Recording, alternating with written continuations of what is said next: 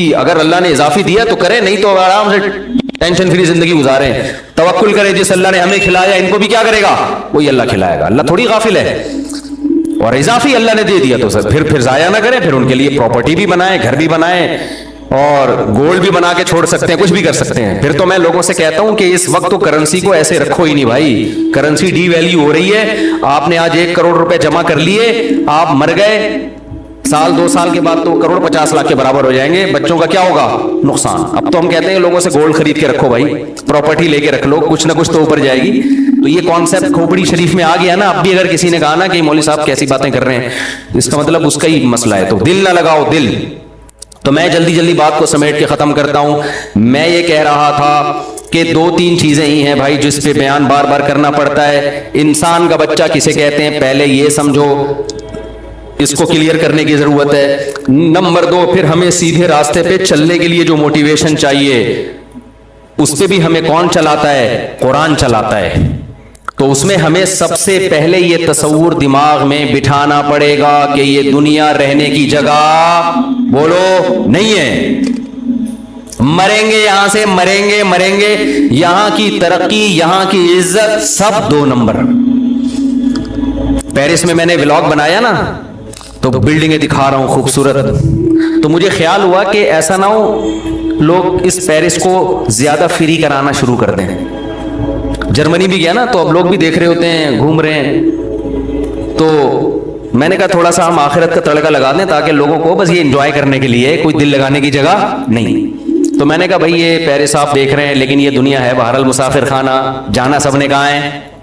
Orangi town में रहता हो, डिफेंस में रहता हो, पटेल पाड़ा में रहता हो, गंदे नाले में रहता हो, मर के जाएगा कहाँ, जहां पेरिस वाला भी वहीं जाता है जहां ये जाएगा। तो दिल लगाने की जगह नहीं है। नीचे लोगों के कमेंट्स, इन मौलवियों को देखो खूब इंजॉय कर रहे हैं, पेरिस घूम रहे हैं, और हमें क्या कह रहे हैं, दुनिया दिल लगाने की जगह नहीं। मैंने कहा पाकिस्तानी कौम जो है ना माशाल्लाह तबसरा करने में पीछे नहीं है।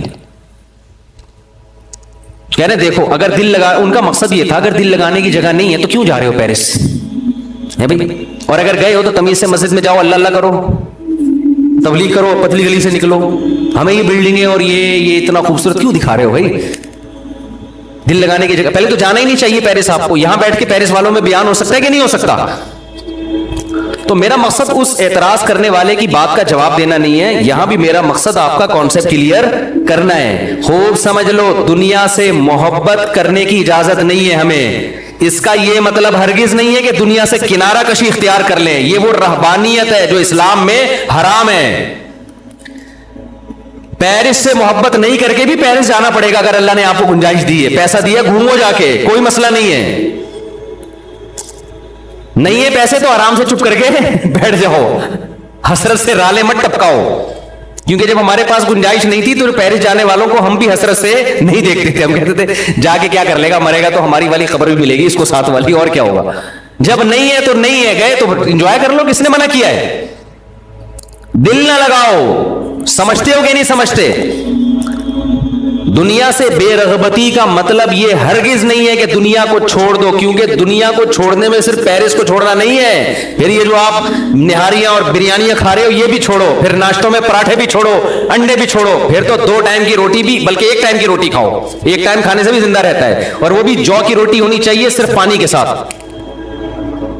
और सिर्फ वो खाओ जो डॉक्टर कहे कि ये प्रोटीन आप में कम हो रही है, ये अंडा आप एक मिकदार में, इतना जरूरत जितना डॉक्टरों के मशवरे की खुराकें पता है ना आपको।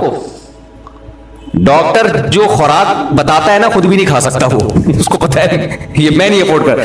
क्योंकि डॉक्टरों के मशवरे के मुताबिक तो सुबह 2 हाफ बॉइल अंडे, और एक दफा हमने स्कूल में पढ़ा था, उसके बाद मैंने कहा अल्लाह आइंदा कभी हम मशवरा ही नहीं लेंगे डॉक्टर से खाने से पहले क्या खाना है। तो वो तो बड़ी एक लगी बंदी खुराक है ना। बाकी तो हम गरीबियां अपने जबान के जायकों के चटखारे फोड़ रहे होते हैं। तो फिर याद रखो, दुनिया अगर छोड़नी है तो सिर्फ लंदन पेरिस नहीं छोड़ना पड़ेगा आपको, फिर आपको सुबह के पराठे भी बोलो, क्योंकि इस्लाम में तो कहीं नहीं है पराठे खाओ अंडे खाओ। इस्लाम में तो फिर यही है कि ये तुम्हारी मर्जी है, खाना है खाओ, नहीं खाना है नहीं खाओ। तो हर चीज छोड़नी पड़ेगी। तो इस बारे में रसूलुल्लाह सल्लल्लाहु अलैहि वसल्लम की वाज़ेह तालीमात हैं, इन्नल्लाह युहिब्बुल जमा, इन्नल्लाह जमीलुन युहिब्बुल जमाल। देखो 3 दर्जात होते हैं, एक है जरूरत, ایک ہے آسائش، ایک ہے آرائش.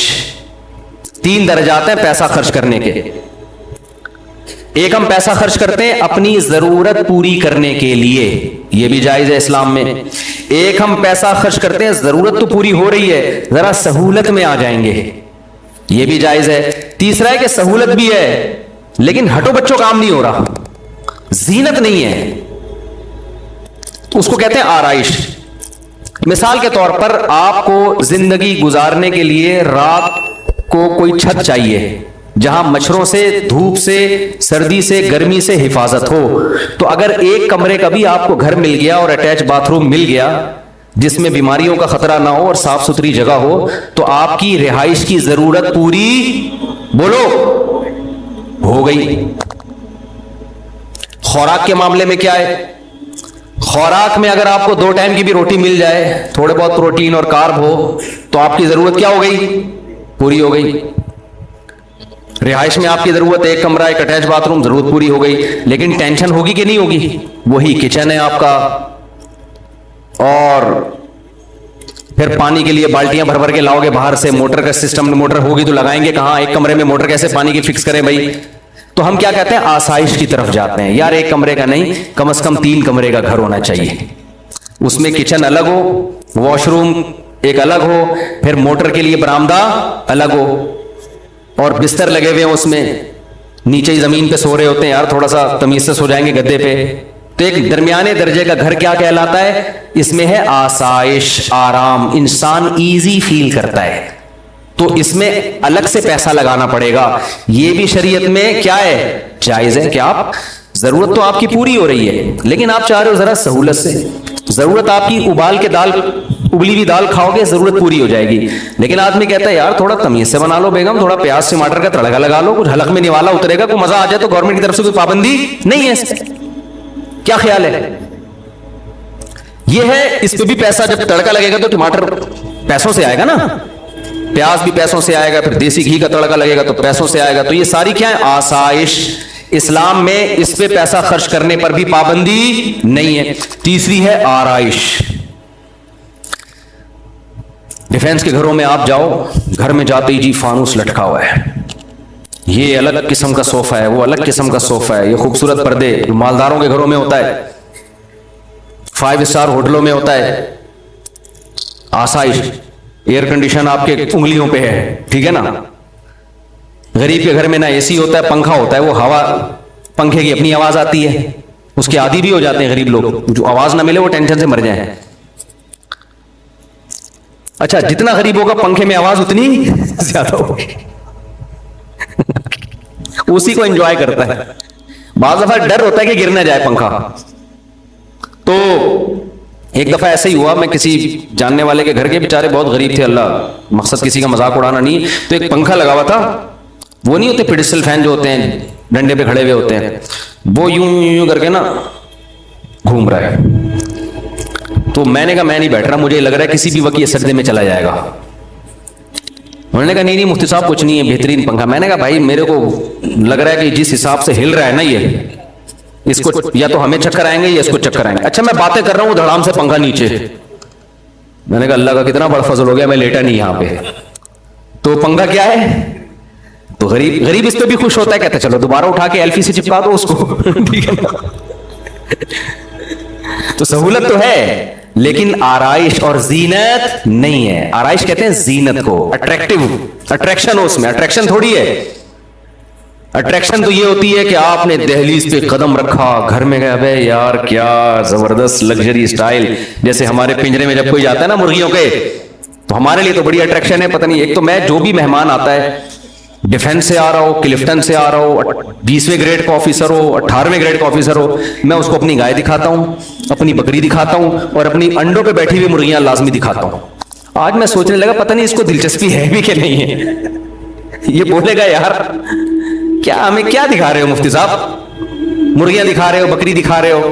تو پھر میں نے سوچا یار ہمارے پاس آنے کا جرمانہ یہی ہے، جو ہمارے پاس آئے گا تو ہم اس کو اپنی گائے بھی دکھائیں گے، تیرے باپ نے بھی دیکھنا ہے چاہے تیرا دل کرے یا نہ کرے، اپنی مرغیاں بھی دکھائیں گے. ہر آدمی کو دلچسپی نہیں ہوتی، لیکن بھائی ہمیں دکھانے میں مزہ آ رہا ہے. تو ہم سے ملاقات کا کفارہ یہ ہے کہ آپ ہماری مرغیاں بھی